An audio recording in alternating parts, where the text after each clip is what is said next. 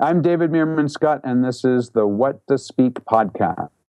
What the Speak, episode 28. Well, all right. Do you kick ass when you speak, present, or pitch?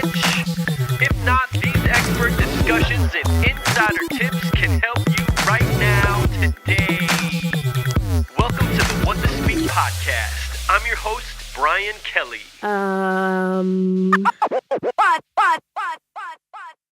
If you've never seen the story behind how and why the What to Speak podcast got started, visit whattospeak.com/speakbetter to watch the 90-second video. If you like what you see, send the link to someone you know.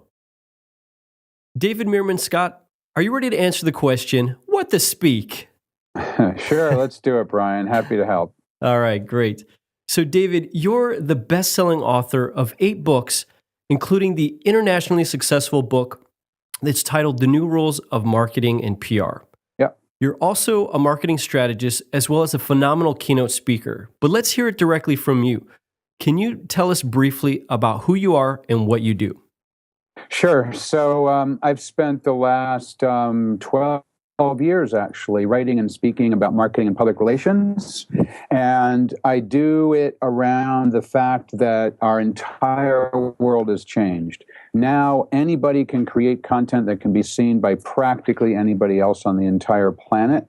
And it's a great way to market an organization. It's a great way to communicate. It's a great way to generate attention. But so many organizations out there are still focused only on the traditional stuff, buying advertising or trying to convince the media to write about them or engaged in old school kind of direct sales methods. Yeah. And so my whole thing is about how people can take control of their business, take control of their marketing and public relations, and reach their buyers directly. Got it.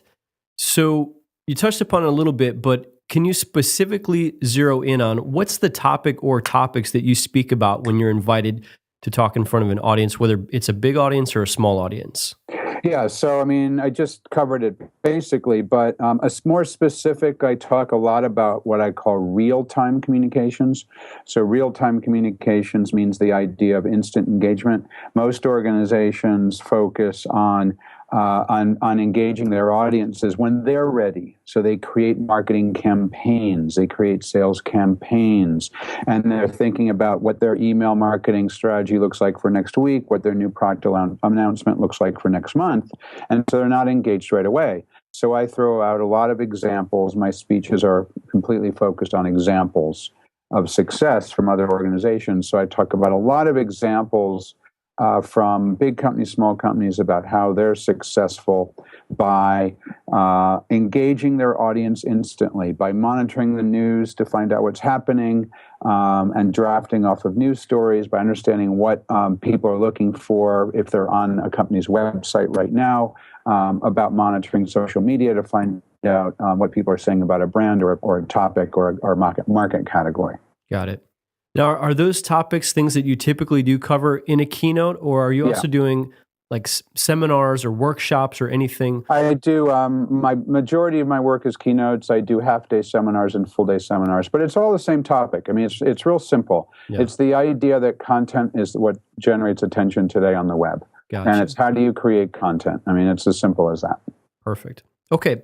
So now I want to go back a little bit. I want to explore your origin story as a speaker. Okay. And the first question I have for you is, how exactly did you get into not only public speaking, but obviously now as a professional speaker? Would love to explore that with you and kind of hear the story of how you got involved with that. Sure. So back when I was in college, my dad said to me, one of the best things you can learn is how to speak in public. And it was interesting now looking back on that 30 years ago. He said that to me as a pretty interesting prediction of him to say that. But I didn't really do much with it until I was 26 years old and I moved to Tokyo. And I helped found a Toastmasters club in Tokyo. We called ourselves the Breakfast Toastmasters group. We met over breakfast once a month. I did that for 6 years. So it was great training to learn how to speak in a very welcoming and supportive atmosphere of Toastmasters. I highly recommend it to anybody who's looking to hone their skills. And I did that for 6 years as president of the club for a couple of years. And I spoke as part of my job. I was, at that point, Asia marketing director for Knight Ridder, American newspaper company. After I lived in Asia for 10 years, I moved back to the U.S. I moved to the Boston area, and I was vice president of marketing of a company called NewsEdge. I also spoke for my job there. NewsEdge was acquired by Thomson in 2002, and I was sacked. And it was a very difficult economy because it was just post 9/11. Right. I couldn't find a new vice president of marketing job, so I went on my own, and that's when I started to speak as a quasi-professional. In that, I started to get my travel expenses paid, and then I started to get a very small fees. But then I started to do some books. My blog, actually, I started in 2004. My first book about marketing came out in 2005. And then in 2007, The New Rules of Marketing and PR came out. And that was like a rocket ship. It became an international bestseller. It's in 25 languages. It sold 300,000 copies. And that drives my paid speaking gigs. And since that book has come out, I've probably done maybe 350 speeches. Wow. And so, I'm now probably 75% of my revenue comes from paid speaking engagements. I no longer do consulting. So my revenue sources are paid speaking gigs, as well as full-day seminars and half-day seminars. My book royalties, which are usually for most authors aren't very much money, but I'm reasonably substantial because I sell a lot of books. Yeah. And then also, I don't do consulting, but I do sit on some advisory boards in exchange for equity, and that's the third source of revenue. Okay, so I want to talk about some things that you've struggled with in those early days, but before we do that, I'd like to explore a little bit more. You transitioning from where you were at in your 20s and early 30s, being involved with Toastmasters, and the skills that gave you, to now being in a place where you're at a completely different level. Yeah. Can you talk about that transition, or maybe some of the differences between being somebody who can get up in front of an audience and speak comfortably, to where you're somebody who's commanding an audience of 500 or 1,000 people? Yeah. I think they're very similar. I don't personally see that much a difference between, say, 40 and 4,000. Mm-hmm. Clearly there's huge differences, much bigger stage, more lights, all that stuff, of course. But I think that it's really a matter of building comfort around the fact that you're in front of an audience and you're in a place where you're delivering a speech. And what it took me a very long time to figure out is that public speaking is much more than the delivery of information. And I look at it as three things in pretty much equal amounts. And all of my speeches, I try to do these three things. One is education. I want people to learn something. Two is entertainment. I want them to enjoy the hour they have with me, or the 45 minutes that they have with me. I want them not to look at their iPhone or their BlackBerry. I don't want them to feel like they're bored. And the third thing is I want to motivate them to act. So when they leave the room that day, or when they get back to their offices a couple days later after they get back from the conference, I want to motivate them to make a change in their life. Those three things in fairly equal amounts. And it took me a while to get to the point where I was doing more than delivering information. Toastmasters is great. It's a fantastic way, fantastic way to build a foundation. But then today, the next, I think you need to really get out there and do engagements that are different from the kind of rigid Toastmasters style engagements. And I think if I hadn't done Toastmasters, I probably wouldn't be talking to you today, because I don't know that I would have even had the guts to go out into the world as a professional speaker. Yeah. It definitely sounds like it's lays that foundational skills for you to go out there and do that, and then to begin to hone and master that craft as time passes on. And I really love what you said about those three key areas, that it's more than just the transmission of information. That's right. It's really about entertaining as well as motivating or inspiring the audience that's receiving your information. Yeah, absolutely. There's no question about that. Okay, so let's talk about this struggle. What was one thing in those early days, specifically, and maybe there's still something today that you feel like you struggle with, but what was something that was hard for you to overcome when mastering this concept of speaking in front of a group? Well, first of all, I don't think you ever master it to the point where you've got everything. I mean, I'm always learning about speaking. I'm always looking for ways that I can improve. A couple of things have been important to me. Number one is I'm a big fan of rock music and live rock shows. So I've actually watched carefully how some rock stars have worked a stage. Nice. And I've tried to build some of the techniques that I see them doing into my stage work. And for example, this summer, I saw the Rolling Stones when they came through. And I actually did a blog post about it. And I forget the exact title of the blog post, but it's something like, "What can a public speaker learn from Mick Jagger?" And it was really fun because Jagger works the room. Jagger controls his audience. He builds emotion. It's very, very interesting to watch him through my eyes as a professional speaker, which I did, and I took notes and then wrote the blog post about it. And I learn a lot from that. I mean, if you can hold an audience for 2.5 hours in a music show, it's pretty cool. And we as speakers have a lot to learn from that. The second thing is I've constantly focused on my nonverbal communications.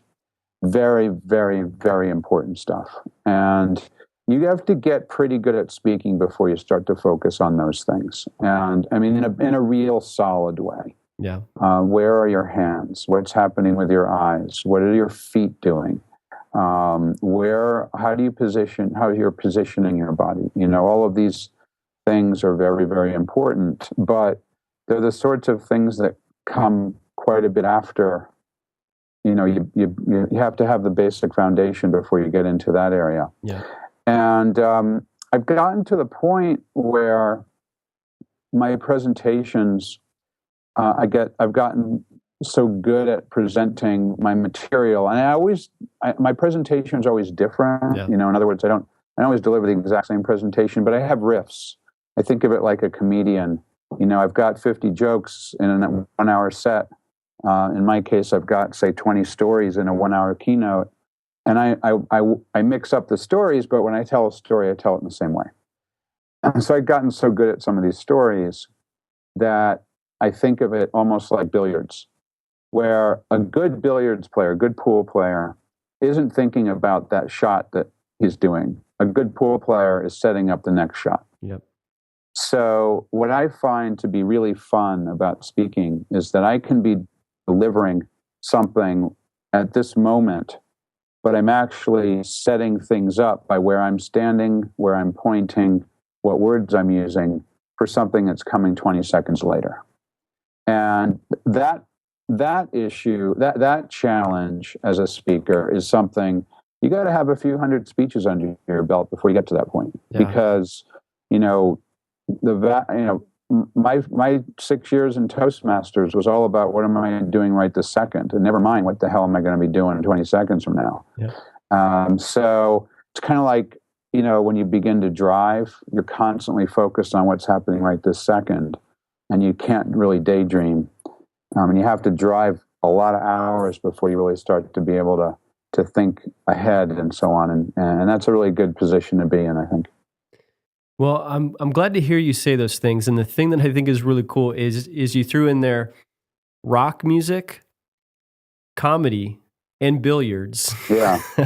Yeah. All in that inspiration of being able to really go from the nuts and bolts aspects of speaking to taking it up a notch or two to where it really is something that captivates an audience. Right. And for me, it's just really great to be able to learn all this stuff and be able to have an ability that, I'll go to I'll go to do a gig, and I'll be told I'm really good at what I do. And I mean, for example, I spoke at the Microsoft Worldwide Partner Conference now 4 years in a row, but the first year, 225 speakers, and I was ranked number two. They wouldn't tell me who was number one. I think when you start to focus on the little things, where are your feet? Mm-hmm. Little things like that, you get to the point where you're, say, moving from, say, the top 10 to, the number one or number two position in a big conference. Yep. So the one thing I did want to ask you about, kind of transitioning into the next portion of our discussion, is really around your area of expertise in your particular experiences as a professional speaker. It's clear that entertaining audiences is important to you. And I know I've seen you speak where, I mean, you get off the stage, you get into the audience, you do a lot of things where you're engaging with your body language. How do you keep things interesting during the presentation? I know there's specific things that you keep do. Them interesting. Can you talk for me, about how you keep that interest? Do you mean keep it interesting for me or keep it interesting for the audience? Let's say both. Okay. So I do, in a typical keynote, go into the audience at least once, usually twice. And I don't do it really in a gratuitous way. I do it because and I've actually learned that technique in two ways. I learned it, one, through watching rock stars. If you go to a rock concert and one of the musicians gets off the stage and goes into the audience, everybody remembers it. Yeah. Everybody remembers it. And the other thing that was interesting was I work with Nick Morgan. He's a speaker coach, and I've worked with him for, I think, about 6 years now. In fact, I had lunch with him today. And I still work with him. I'm still paying for a speaker's coach. And one of the things that Nick has taught me is how nonverbal communications is important around the proximity that you are from other people. So if you get into the audience, you're actually getting closer to people. And it's a different form of human communications when you're communicating to somebody closer. So that's one of the reasons why I like to go in the audience. And that's why people remember that. And so I think that serves to help to make things memorable. I use music a lot. Most of my presentations, I'll have at least one or sometimes several music clips. And people remember music. It affects us in a visceral kind of way. That helps to keep things memorable. Fantastic. Okay, so we've got a handful of minutes left, and I want to move into our rapid-fire Q&A portion of the discussion. So we're going to do just these short, quick questions. First thing that comes to your mind. Okay. And the first thing on the list here is, do you prefer slides or no slides? Okay, well, I'm a slides guy because of my topic. I talk about online marketing and public relations and how to drive action through online content. So I show examples. The examples requires the slides. So I'm a slides guy. Gotcha. And do you do your own slides, or do you work with a designer to pull those together? I do my own slides, but I almost never do the slides have words. Almost always they're just images. Got it. So it's not a typical PowerPoint. Let's make bullet points. I can't remember the last time I did a bullet point slide. It was probably 15 years ago. So this is deviating a bit, but I remember one time hearing you say something about making love to the slides. Can you talk about that really quick? I'm not sure where that came up, but I know that some speakers use PowerPoint as a crutch, as kind of like almost like a teleprompter. And that's just appalling. I mean, my speech could make perfect sense if there weren't any slides. The slides are visuals that are going on to illustrate the points I'm making, and in particular to show the examples that I'm talking about.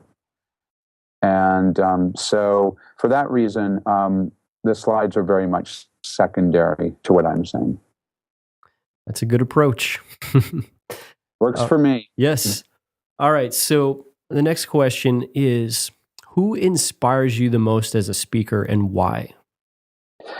The most. I don't know that I can answer who inspires me the most, because there's a lot of people who have inspired me in a number of ways. And as I mentioned, I look at rock stars, and they're not speakers. Right. But I'll tell you what's been probably the most memorable speech I've attended in person. I went to the Democratic National Convention, in the one that was in Boston, and it was 2004. And that was the one where Barack Obama gave the keynote, which sort of launched him into the national consciousness. Bill Clinton spoke. Two fantastic speakers, right? Yep. The best speaker by far, the one that influenced me the most, that I still remember, was Reverend Al Sharpton, who on that particular election cycle was also running for president, and therefore he got a very short speaking slot. It was about 10 minutes, and it was just before prime time. Reverend Al's slot was like 7:50 or something like that, right before 8 o'clock prime time. So he was just absolutely phenomenal. What he does is he goes up onto the stage. He begins speaking like everybody else using the teleprompter. And there's in the DNC, there's this incredible, massive teleprompter behind. You never see it on camera, behind the press, and they can see it when they're looking onwards. And I watched the teleprompter, and I started to see he went off the teleprompter, and he started to get really passionate about his topic, and then I could see the teleprompter was going down, and then it was going barn burner of a speech that I just thought was terrific. And I was like, wow, listen to this guy. He's doing it off the cuff, right? He's not reading it, and it's incredibly passionate. It's really exciting. And it's actually on YouTube. You can find the speech on YouTube, Reverend Al Sharpton's Democratic National Convention 2004 speech. And then he managed to go a little bit over time and buy into the primetime slot to get his mug onto primetime television, which I just thought it was just terrific in so many different ways. That's great. We'll be sure to put a link to that in the show notes for the episode. Okay. Yeah. All right. So what's the funniest thing that's happened to you on stage? Is something gone so wrong that it's just thrown you off guard, or any stories like that? Yeah, things always go wrong. I mean, you have to plan for things to go wrong. I mean, I can laugh about it now, but like 10 years, it was more than 10 years, like 15 years ago, I was giving a corporate speech. It was before I became a professional speaker at the EU, European Commission. I was in this big conference room in Brussels. It was one of those conference rooms that had simultaneous interpretation. I mean, so it was a pretty serious presentation. And I was doing slides on my computer, and I had my computer on one of those podiums that are slanted. Most podiums are slanted, so the paper's slotted, right? So it's slanted like this, and it had a lip on it. My computer was there. And then on the other part of the podium was flat, typical podium. And then so I put my water down there, spilled my water. It goes down the ramp and then pools like a lake in the spot where the lip is that holds the papers. Yeah. And within about 1 second, my computer makes this buzzing sound and then starts to smoke and then goes blank. I'm hosed, right? And so I unplug it quickly so I don't want to start a fire or get electrocuted. And then I'm like, oh my God, what do I do now? So I look behind me, and there's this big-ass whiteboard. So I started drawing pictures and delivering my presentation using the whiteboard as if nothing happened. And everyone in the room knew exactly what happened. I mean, it was as obvious as can be. And it was terrible. I hated it because like, oh my God, I'm going to remember all this stuff. And then I was able to pull it off. I finished at the time I was supposed to finish. I didn't have to stretch it in any way. It worked out fine. And at the end, they gave me a very rousing round of applause. So it worked out in the end. And I can laugh about it now, but it wasn't funny then, right? It was kind of stressful at the time. Yeah. And then I got my computer. What the hell do I do now? So I ended up going back to my hotel room. I used a hairdryer. I opened up the computer, used a hairdryer, and blew it out. And then the next morning it worked fine, which is very odd. Wow. All right. Well, we've got the other question I did want to ask, we've got two more, was how big of an impact has speaking had on your business? But I think that's pretty apparent. We talked about that earlier. It is my business. Yep. So, what can I say? Now, what's one piece of advice you wish you would have received when you first started in those early days? Obviously, you had a great support group through Toastmasters, but what's one thing that you, looking back, you wish you knew then? It would have, I mean, in hindsight, you never know, but if I had known that 10 years or 20 years later, I would actually be a professional speaker, I would have taken Toastmasters more seriously. Wow. I mean, it was fun. And I think probably that was a good thing that it was fun. But like I said earlier, nonverbal communication is really important. I wish I had learned that earlier. Yeah. But you know what? Hey, your life journey is your life journey. I'm glad I am where I am right now and wouldn't change anything because that would have meant I might not have gotten here. Absolutely. Well, David, it's been great having you on the show. We'll have all the links to your website, your social media profiles, and any other resources that we talked about back in the show notes over at whattospeak.com. And I want to sincerely thank you for your time, your expertise, and some of these insights that you gave us into your personal story as someone who truly kicks ass when they speak, present, or pitch. So thank you again. My pleasure. Thanks, Brian. All right. Appreciate it. If you liked what today's guest had to share in our discussion, you may want to grab an audio copy of their latest book for free by going to WTSaudiobook.com. That's WTSaudiobook.com. All right, here we go with the outro. Thanks so much for joining us today on What to Speak. Be sure to visit whattospeak.com for show notes on every episode and to sign up for our email list to stay updated on resources that'll help you kick ass when you speak, present, or pitch.